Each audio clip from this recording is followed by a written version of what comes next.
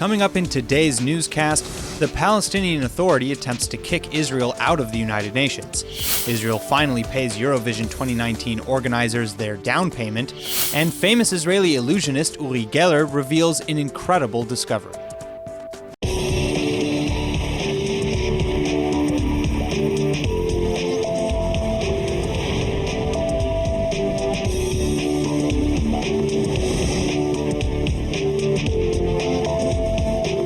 In a somewhat unprecedented move, the Palestinian Authority is now trying to either remove or expel Israel from the United Nations over the recent passage of the nation-state law. This just after last year's failed attempt to oust Israel from international soccer organization FIFA. And the last time such a motion was brought before the United Nations was in 1974 against apartheid South Africa. South Africa was never fully expelled, but it was suspended for many years. Now, the motion is not even remotely expected to pass, but it would be a profound moment for the Palestinian propaganda. To pass either an expulsion or suspension, the UN would need to pass the Palestinians' motion by a two-thirds majority vote in the General Assembly, as well as get 9 votes at the Security Council, including all 5 permanent members. The permanent members include the United States, Russia, China, Britain, and France, at least one of which would be sure to kill the motion dead in its tracks. But the Muslim and Arab nation-states of the world have a de facto majority in the General Assembly. So while the motion overall wouldn't be enacted, it could still pass in the GA, causing a public scene that would no doubt be viewed as a major victory for pro-Palestinian and BDS groups. It's for this reason alone that despite the near certainty that the motion will fail, the PA will still likely pursue it. According to Israel's Yediot Ahronot News, the PA will attempt to use the recently passed nation-state law as proof that Israel is violating Chapter 2, Article 6 of the United Nations Charter. The article states that a member of the UN which has persistently violated the principles contained in the present charter may be expelled from the organization by the General Assembly upon the recommendation of the Security Council. Israeli officials have continued to support the nation-state law, however, as simply a law that ensures the Jewish character of the country. And as for the bid at the UN, Deputy Minister for Diplomacy Michael Oren released a statement reading that, quote, even without the nation-state law, the Palestinians' goal was and remains the same goal, to eradicate Israel from the map, and that this is not what peace looks like. This is what perpetuating the conflict looks like. Defense officials have announced the reopening of the Kerem Shalom crossing this morning after several days of calm, though this is despite yet another 4 incendiary balloons from Gaza landing in southern Israel Tuesday, which thankfully, however, failed to cause any fires. Now, Kerem Shalom was closed initially on July 9th to everything but medicine and food. Then a week later, fuel was stopped. But now, in addition to the crossing opening to full activity, 730 trucks, including 35 truckloads of construction material and fuel, were approved to go into the strip. And in addition, Gaza's fishing area will be extended to 9 nautical miles. ממעלה מ3 חודשים לא באתי לפה וכולם חוטפים מזה, גם הנהגים סבלים מזה וגם הפלסטינאים, הסוחרים, העם, וזהו, אני מקווה שלא יהיה יותר בלגן. Not everyone is happy about the outcome, though. Education Minister Naftali Bennett accused the defense minister of rewarding Hamas with a, quote, prize in return for 130 days of terror. This was in reference to the now 6-month-long March of Return protests.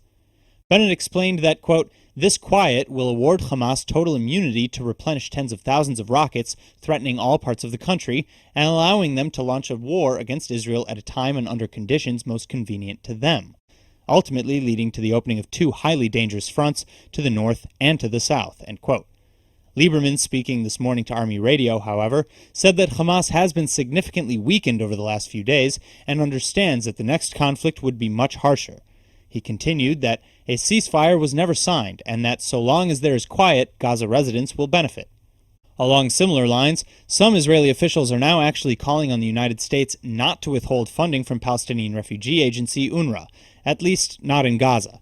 This, despite many other top ministers, including Prime Minister Netanyahu, supporting the idea that UNRWA supports terrorism. Still, now that UNRWA is practically broke, the organization fears that it may not be able to open schools for the 2018 school year.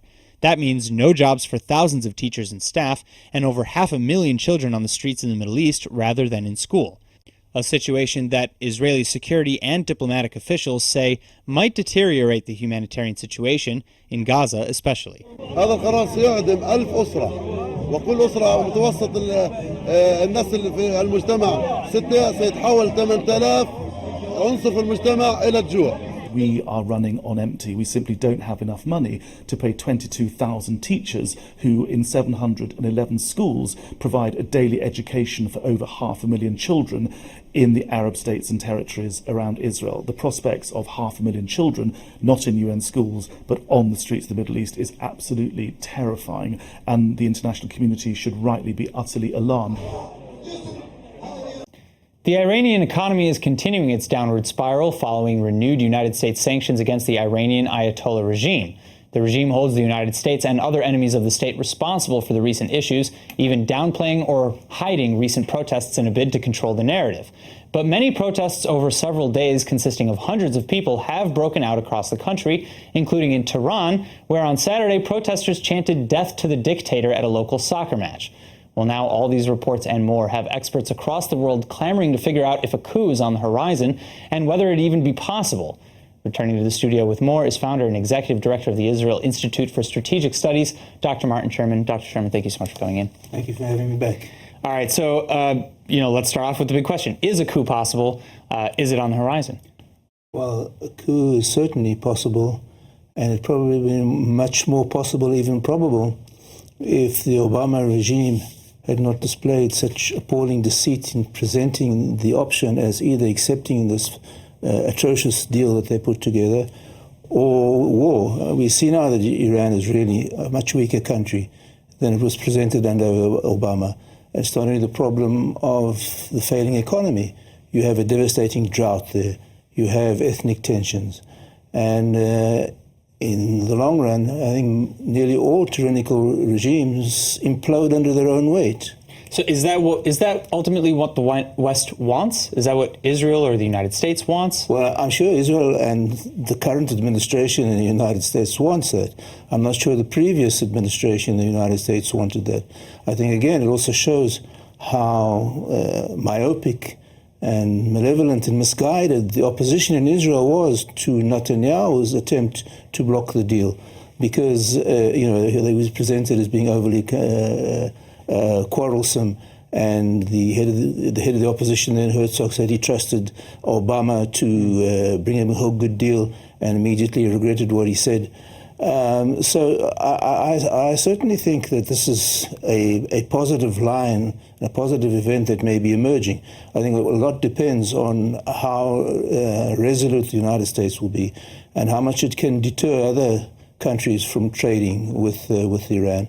But I certainly think that this is a positive development for Israel, not for the Iranian people, and one might hope that this will be a precursor for what happens in Turkey as well. All right, well, leaving Turkey aside, if Iran were to approach a coup, if a coup even were to happen, what would that actually look like? Would the Ayatollah regime behave more like, a cornered animal? Is it going to lash out? Are we going to see more violence? Is this going to get worse before it gets better? Well, I would be very skeptical about making any benign assumptions as to the response of the Ayatollah regime. But you never know. I don't think any real totalitarian country has fallen in the way people expected it to do that. I mean, I was in the Soviet Union just before it fell, and there was dire poverty. But no one really expected the country to fall apart. Yeah. And you're seeing the same kind of economic distress in Iran now. And I think a lot will probably depend on how the armed forces respond, whether they're prepared to slaughter their own people or not. Wow. All right, well, it's a lot to think about. Dr. Sherman, thank you so much for coming in. Thank you for having me. All right, 4 construction workers have died from on-the-job accidents this week, bringing the total death toll of workers in Israel to 28 just this year. That's a 43% rise over last year, according to Haaretz. And one worker who was electrocuted last week on the job died of his injuries Tuesday. And on Monday, 3 construction workers, 2 Palestinian and 1 Chinese, were killed at 2 different sites. Police have opened investigations into the deaths and have detained at least 4 in connection. In the first accident on Monday morning, 2 Palestinian construction workers from the West Bank fell from scaffolding on the 15th floor of a site in Rosh Ha'ain, Israel. The Electra construction company, which oversees that site, has been warned at least 10 times by the Labor Ministry since 2012 for defects found at their construction sites. Then later in the day, the Chinese worker fell to his death at a site in Lod while plastering. Unfortunately, this is an ongoing phenomenon in Israel, and the government in Beijing has already expressed outrage over the frequency with which Chinese workers are killed in Israel. As far back as May of this year, the Chinese government had already barred its migrant laborers from working at least 36 Israeli projects. Further, Israel's largest workers' union, Histadrut, is planning for both a labor dispute as well as a general strike in October. Histadrut's chairman, Avi Nissenkorn, told Yediot Ahronot News that, quote, in Israel, an employee's life has become worthless, end quote. And Reuven Ben Shimon, the founder of the Accident Prevention Forum, said that, quote, the bloody price of the construction industry attests to the ongoing lawlessness and helplessness of the enforcement authorities and the Israeli government. He also pointed out that just in payments to victims and their families alone, this issue is costing taxpayers over 4.5 billion shekels per year. Over the past 15 years, over 500 construction workers have died in Israel on the job. New safety mechanisms are and have long been urgently called for. With just a few hours to spare, the Finance Ministry and the Israeli Public Broadcasting Corporation have finally, officially signed a deal to make sure that the 2019 Eurovision Song Contest does indeed happen in Israel.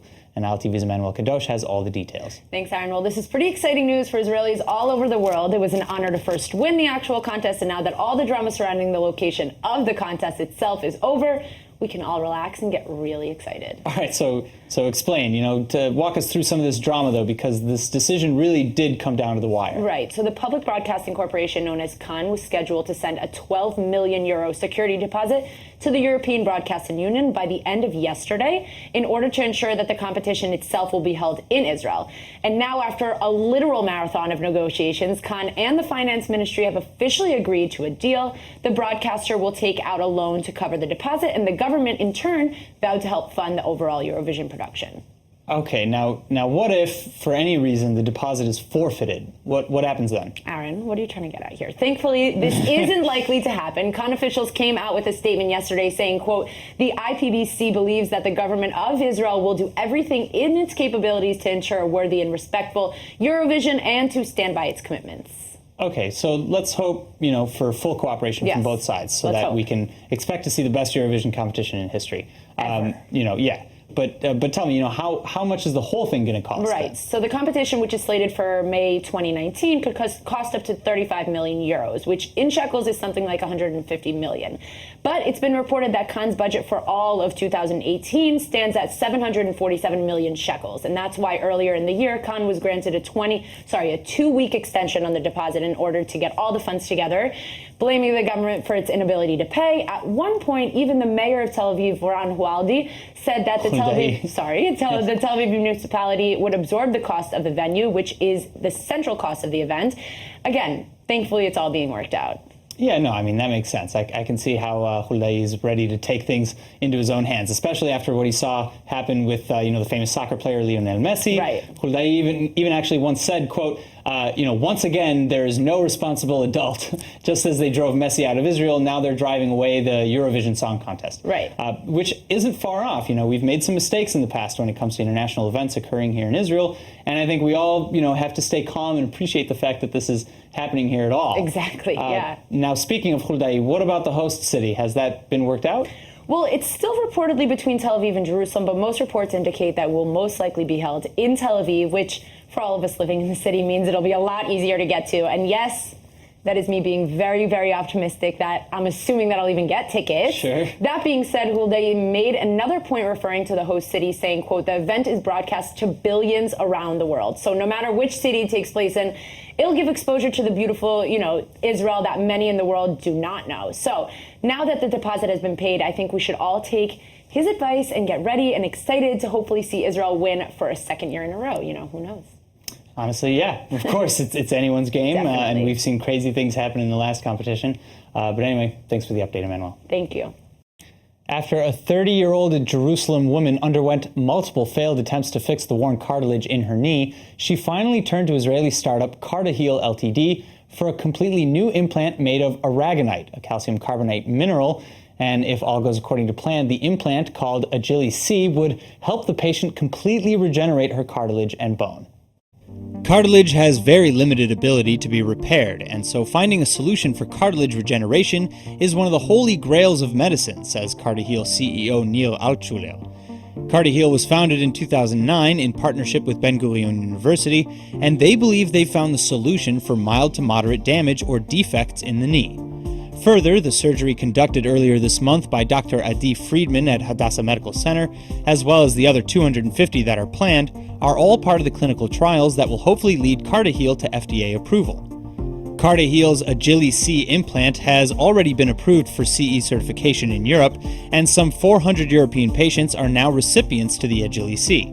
Dr. Friedman said in a statement that this latest transplant went smoothly and that she's hopeful that the patient will soon return to a fully functional and pain-free life. Quote, "We intend to recruit more patients for the trial," end quote. To be eligible for the trial, one must have a painful cartilage defect but a still functional meniscus and with or without some osteoarthritis. And the way it works is surprisingly simple. Thanks to CartiHeal's patented technology, the aragonite implant is first put into the patient, whereupon the cartilage and bone cells in the area affix themselves to the implant. Then the cells slowly degrade the scaffolding of the implant, replacing it with fully regenerated bone and cartilage. What's more, since the implant is artificial, it has no risk of patient rejection. Modern Israel's early years were tumultuous to say the least, but if you're looking for a history lesson, you needn't look any further than the microcosm that is the Israeli kibbutz. Luckily for us, a new documentary film called The Founders, which is about one of Israel's first kibbutzim from 1949 until today, is now available. And here to tell us all about it is The Founders creator, Dan Levine. Thank you very much for being in here. Thank you. All right, so tell us about the film and what it's about. It's a short documentary film that I did in HIT. It was for my graduation exhibition. I made it to check about the grown-up people that in the kibbutz. Okay. My grandfather is one of them. And I wanted to check with them. They are like 90 years old, more than. And I wanted to check with them like how they keep on working and give from themselves to the community of the kibbutz. And so what did you find? What drives people like your grandfather to have come here and built up, the kibbutzim in the nation and continue to do so? Yeah, so I think it's like a unique mix of Abaddon childhood, like they was separate from their parents from Germany to England with the kinder transport. They was transferred to England and then was made Aliyah in the 1949 and established the kibbutz. And they have a lot of conclusion about life and like some good recipe to making a good life, a better life for all of us. And all right, so why did this interest you? Why did you ask this question? For your final piece at Holon Institute of Technology. Yeah, because I visited in the kibbutz when I was a child. I'm not from there, but my grandfather and my family, and it was very interesting for me to understand how and what makes a person pick up and move everything. Yeah, that's amazing. All right, so where can we see this the short doc? It was presented in the exhibition. Right now, it's not available, but. I don't know where to show it, but sure. But we're going to show it around, and then maybe upload it to festivals, things like that. YouTube. Amazing. All right. Well, Dan, thank you so much for coming in. Thank you. I can't wait to see the film myself. It looks amazing. I saw the short that you sent me. Yeah. Thank you so much for coming in. Thank you. All right. Uri Geller, Israeli illusionist, TV personality, and self-proclaimed psychic, has just conjured up maybe the most astonishing materialization of his career, while renovating the site of his still under construction Uri Geller Museum in the old city of Jaffa. An incredible 19th century masbina, or soap-making factory, was unearthed. And of course, Geller is claiming that it was found with potential psychic intuitions.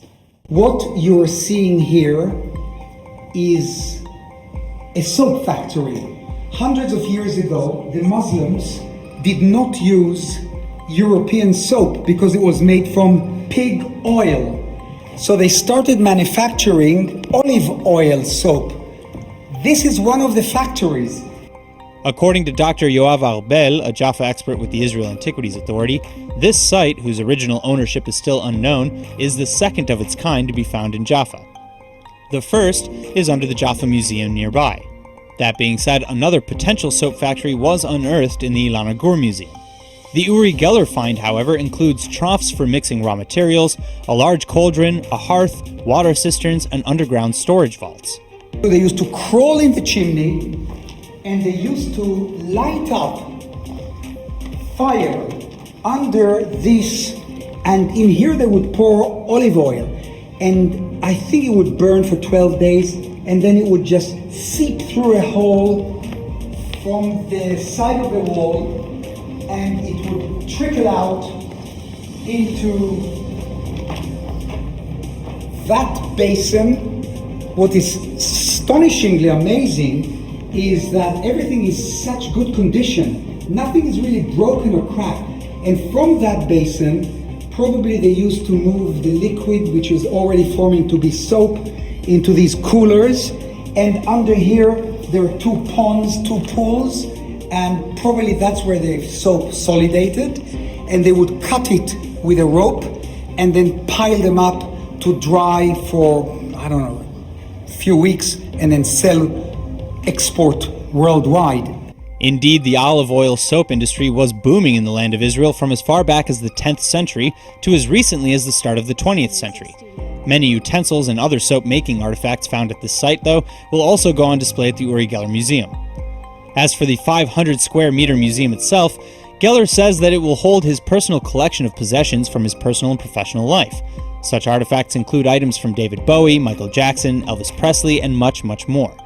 Even a 1976 Cadillac covered in roughly 2,000 pieces of deformed cutlery and semi-precious stones. Geller first came to major fame in the late 1960s for his illusionary and supposedly psychokinetic performances.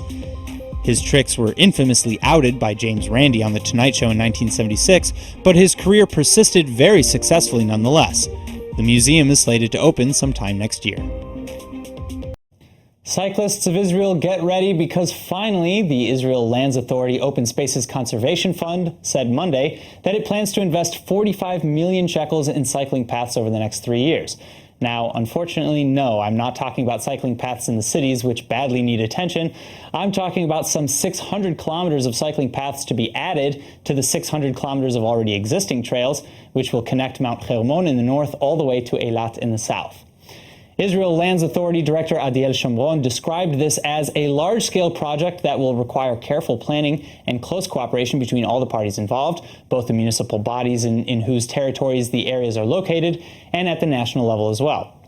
Further, the ILA says that a major part of the construction of the paths included designing the paths with ecologists in order to make the trail sustainable and to keep riders from damaging the environment as they passed through. Parts of the path have already been completed, like the 300-kilometer stretch between Mitzpe Ramon and Eilat in the south, and that was opened in 2015. Upon its completion, due by 2021, the trail would take around 2 weeks to complete end-to-end, and riders would have the privilege of taking in some of Israel's most beautiful sights along the way, like volcanic formations in the Golan, ruins in Caesarea, the Dead Sea, the Mitzpe Ramon craters, Yatir forests, and much, much more. The Hebrew word of the day is brought to you by IDC Summer Ulpan, open to everyone. And now for our Hebrew word of the day. Earlier, we heard about a new short film documenting the experiences of some of Israel's early founders. So today's word is founder or meyased. Maybe you know a meyased chevra, or a company founder here in Israel. They're on every street corner. Or maybe you're learning some history lesson about ha'avot ha'meyasdim, or the founding fathers of the United States.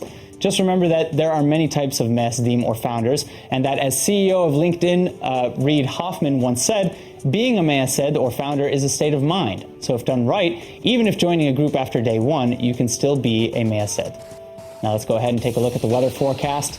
Tonight should be mostly clear and warm with a low of 77 or 25 degrees Celsius. Tomorrow you can expect mainly sunny skies and a slight drop in temperatures to a high of 88 or 31 degrees Celsius. All right, that's it for today's news. Today's exchange rate is 3.69 shekels to the American dollar. Remember to sign up for our daily newsletter at iltv.tv, and don't forget to follow us on Facebook at Israel English News and on Twitter at ILTV News. I'm Aaron Porras. Thank you for watching.